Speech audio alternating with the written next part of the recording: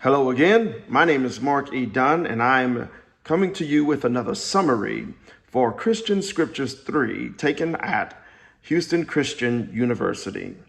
On today, I will be selecting two scholarly articles and summarizing them outside of the course material that has been provided.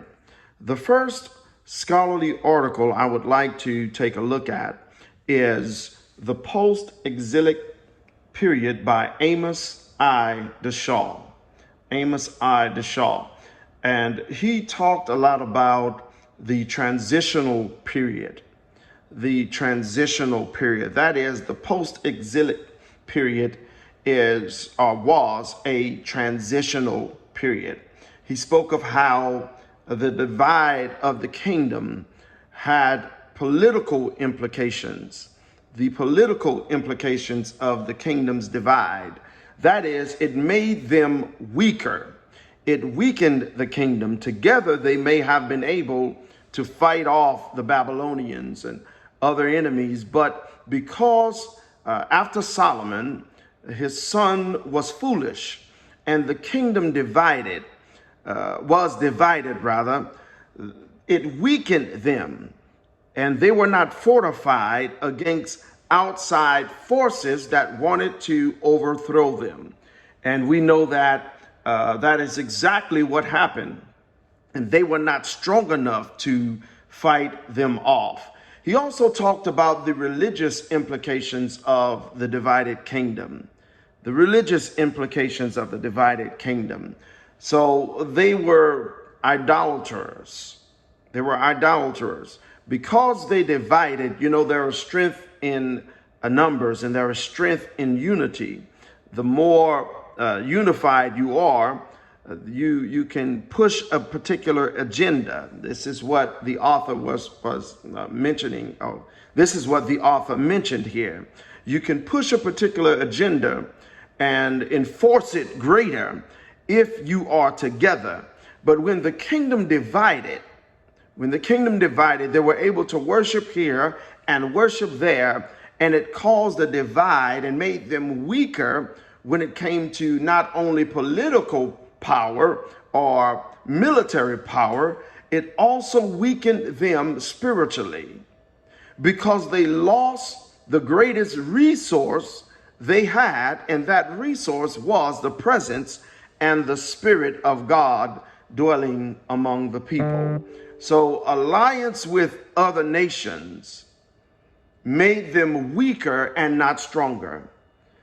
Aligning themselves with heathen nations made them weaker and not stronger. And ironically, it was a heathen nation that overthrew them and enslaved them or made them captives.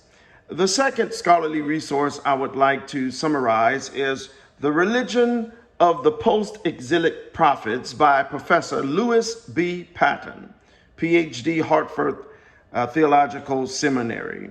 This was a very interesting read because he talked about the transition from old school prophecy, as we would say the term old school prophecy, and the new approach. So from an old school prophetic approach to a new school approach. And he talked about how Ezekiel pronounced divine judgment before the fall.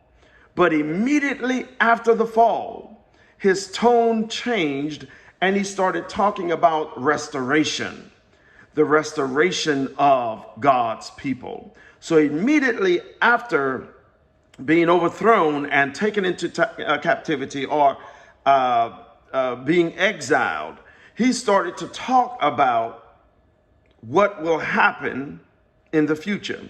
God will vindicate his people. God will bring his people out.